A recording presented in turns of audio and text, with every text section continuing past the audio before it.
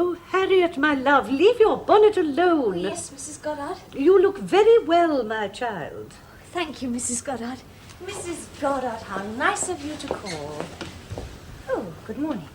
Good morning, Miss Woodhouse. Miss Woodhouse, may I present Harriet Smith?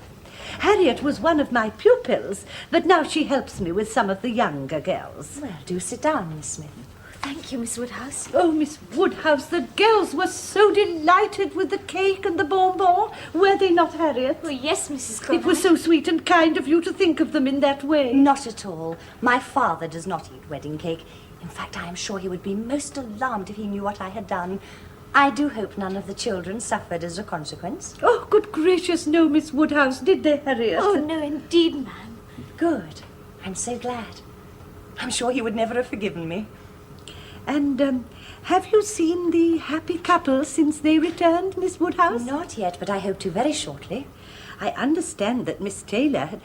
Mrs. Weston, I should say, had a most agreeable letter from Mr. Weston's son, Mr. Frank Churchill. So I hear. A truly handsome letter, so Miss Bates said. Ah, Miss Bates. So, perhaps we shall see him in Highbury at last. Yes, providing his guardian, Mrs. Churchill, is well enough to permit him to leave Yorkshire. Have you had the pleasure of meeting him, Miss Woodhouse? No, never.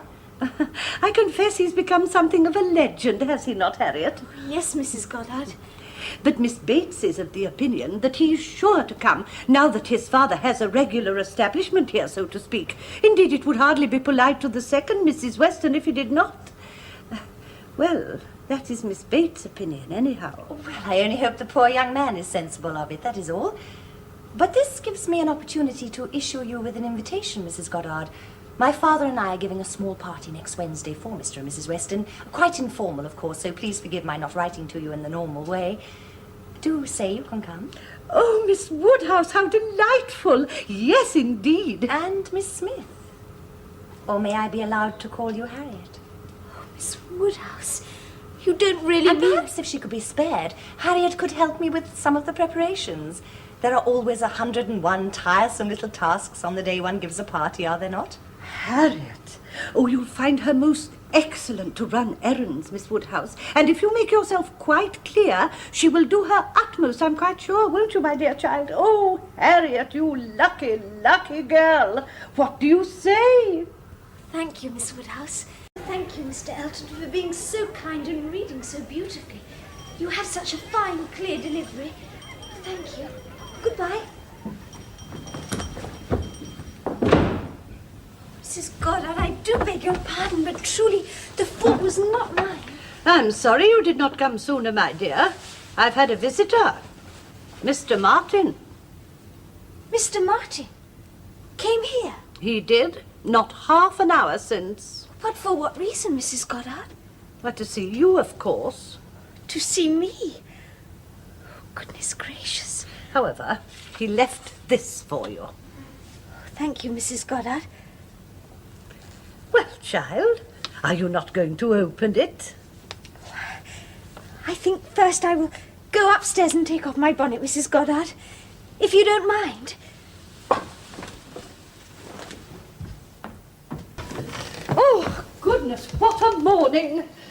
I met Miss Bates in Ford's and had her describing Jane's gown last night for half an hour at least. And another half an hour describing what was to be had at the supper table. Oh, has anybody called? Harriet, my love, are you feeling unwell? No, Mrs. Goddard. But you haven't moved since I came in and spoke to you just now. You spoke to me. Oh, I'm sorry, Mrs. Goddard. Well, I was about to ask if you and Betty Bickerton would run across the common to Donwell with this basket and thank Mr. Knightley for the apples. To Donwell, Mrs. Goddard? But if you're too tired after your exertions last night, I can ask one of the other girls to go with her. Oh, no, Mrs. Goddard. I'm not tired, truly. I'm not the least little bit. Oh, the fresh air would do me some good.